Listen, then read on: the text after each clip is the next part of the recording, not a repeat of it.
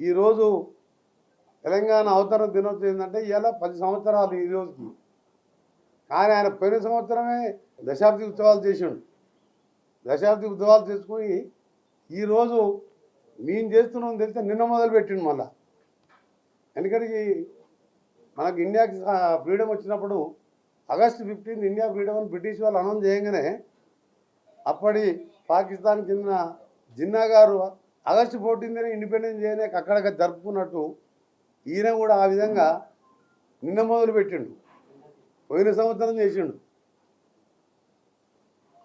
ఇంకా ఆయన ఈరోజు మాట్లాడుతూ తెలంగాణ ఉద్యమం బీఆర్ఎస్ పాలన ఊహించుకుంటే ఇప్పుడు కూడా దుఃఖం వచ్చేలా ఉందంట. ఆ దుఃఖం ఎందుకంటే ఆయనకు సీఎం సీటు పోయిందని, ఆ యువరాజుకు దేశ విదేశాలు తిరిగే అవకాశాలు పోయినాయి, కోట్ల రూపాయలు వచ్చే ఆదాయం పోయింది, బిడ్డ కేసులో ఇరుక్కొని 3 మాసాల నుంచి జైల్లో ఉందని, ఇవన్నీ చూసి ఆయనకు దుఃఖం వచ్చింది తప్ప తెలంగాణ గురించి కాదు. నాకు ఎప్పుడు తెలంగాణ ప్రజల మీద ప్రేమ లేదు. తెలంగాణ ప్రజలంటే ఆయనకు ఒక అసహ్యం. తెలంగాణ వచ్చేదాకా ముద్దన్నాడు ఆయన. తెలంగాణ వచ్చిన తర్వాత ఒక కుటుంబానికే పరిమితమై పాలించి ఇవాళ పొద్దున లేస్తే మాకు 3.5 మాసాల కింద వచ్చిన ప్రభుత్వం ఎలక్షన్ కోడ్ తీసేస్తే మాకు ఏం చేయాలన్నా భయం అనిపిస్తుంది. ఎందుకంటే ఈరోజు చూసిండ్రు, నిన్న చూసినాం యానిమల్ హస్బెండరీ డిపార్ట్మెంట్ ఆఖరికి చేపల పంపిణీ గొర్రెల పంపిణీ మేము అపాసేయం చేసినామంట. మిస్టర్ కేసీఆర్ మేము ఆ రోజు కూడా చెప్పింది ఒకటే, ఇప్పుడు మళ్ళీ చెప్తున్నాం, అపాసేయం చేయలే.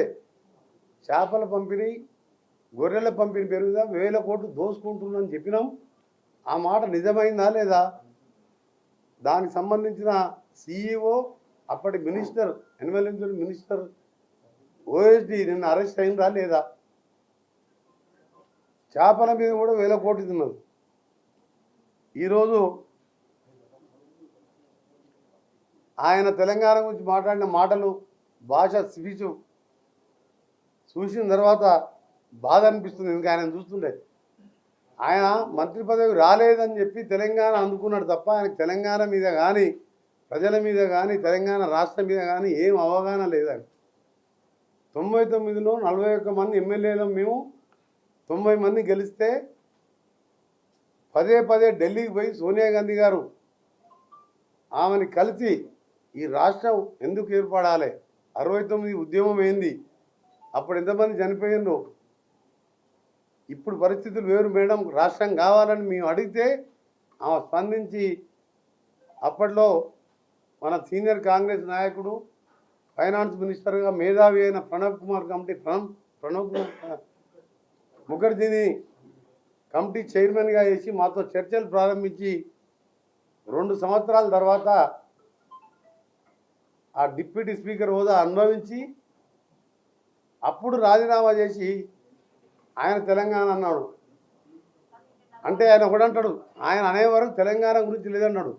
69లో జరిగిన తెలంగాణ ఉద్యమం ఏంది, మర్రి చెన్నారెడ్డి లాంటి వాళ్ళు, కొండా లక్ష్మణ్ బాపూజీ వాళ్ళు పదవులు త్యాగం చేసి మాకు ఇక పదవులు వద్దు, తెలంగాణ రాష్ట్రం వస్తేనే పదవులు తీసుకున్న కొండా లక్ష్మణ్ బాపూజీ ఏంది, ఆ రోజు చనిపోయిన అమరుల సంగతి ఏంది, ఎంతోమంది కవులు కళాకారులు ఎంతోమంది అప్పటి నుంచి తెలంగాణ గురించి కంటిన్యూగా కొట్లాడుతుంటే అసలు ఉద్యమం అంటే ఏదో తెలియదని చెప్పి ఆయన ఇంకో మాట మాట్లాడతారు. ఆయన ఇది స్ట్రీట్ ఫైటా స్టేట్ ఫైటా అని ఉద్యమకారులను అడిగినా, స్ట్రీట్ ఫైట్ అయితే నేను అవసరం లేదు, దానికోసం నేను అవసరం లేదని వాళ్ళకి చెప్పినా, మనం చావాలే లేదంటే తెలంగాణ రావాలని చెప్పినా అంట. ఎవరు చచ్చిండ్రు? మీ నాటకాలతోని పెట్రోల్ పోసుకొని అగ్గిపెట్ట దొరకగా అమాయకులను రెచ్చగొట్టి చంపింది మీరు కాదా?